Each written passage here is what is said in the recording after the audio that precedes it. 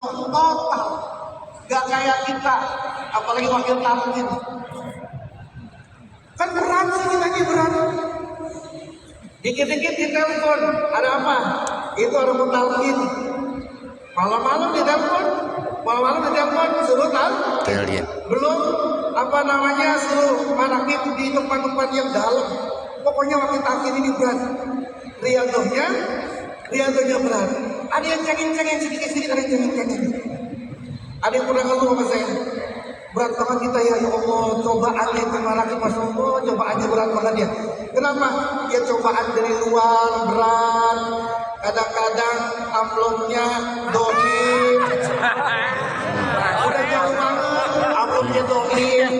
Pada kata sahabat, jangan berangkat kalau nggak punya buat perut sama buat kaki.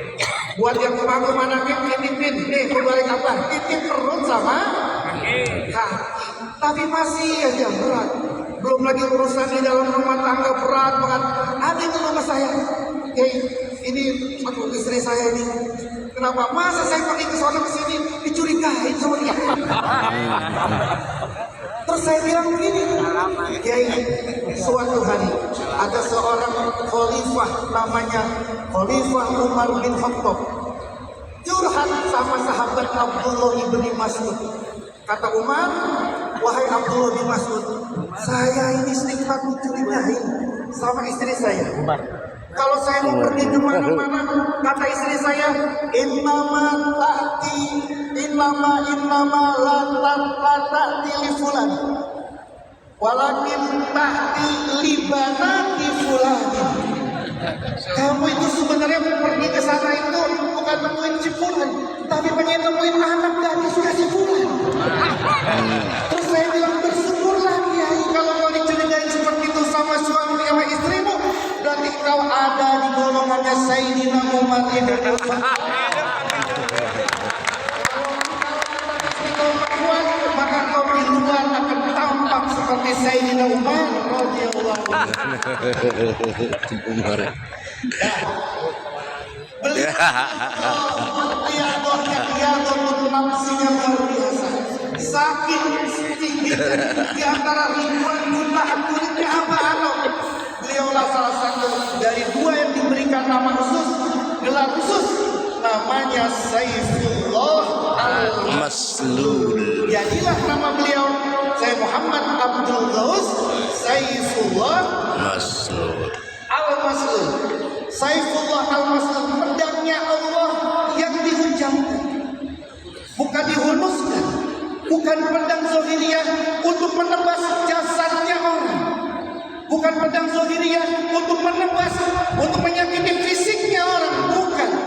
Tapi seperti tahun 2015 ketika beliau ketemu dengan seorang ulama Mekah namanya Syekh Ahmad bin Muhammad bin Alawi bin Abbas Al-Maliki Al-Hasani.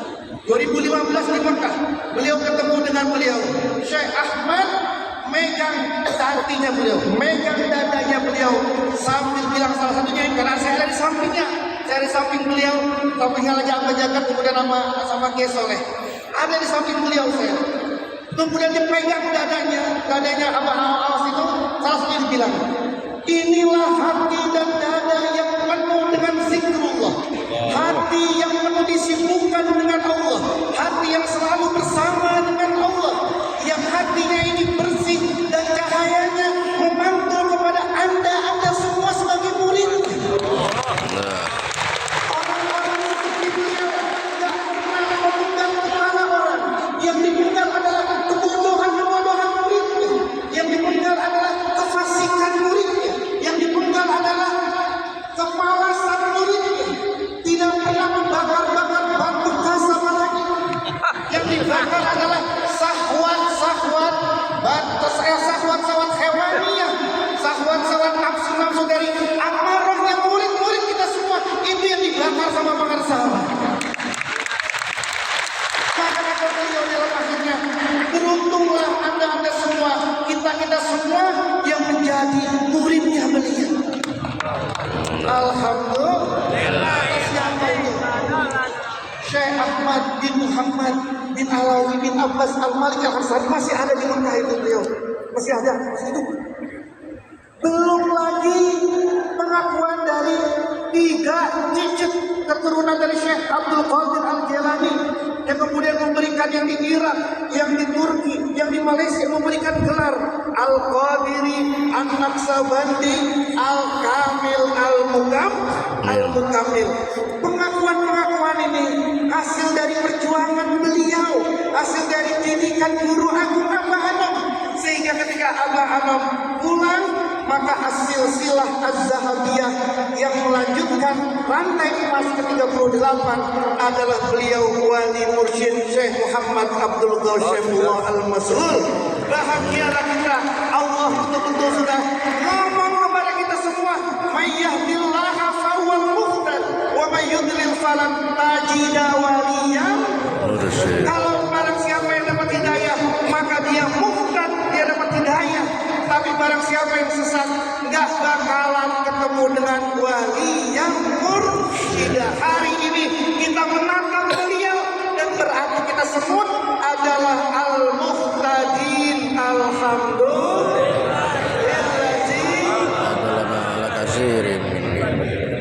Ya habis makan nasi untuk begini ngomongnya emang nih.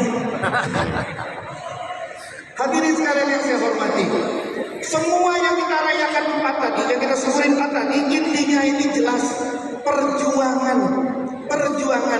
Tidak ada Indonesia tanpa ada perjuangan, tanpa ada jihad, tidak ada. Dan uniknya, dan semua sejarah mengakui yang membikin, yang melakukan perlawanan terhadap penjajah di sebuah negara, di setiap negara, yang maju paling depan tidak lain adalah dari kalangan ahlul thariqah.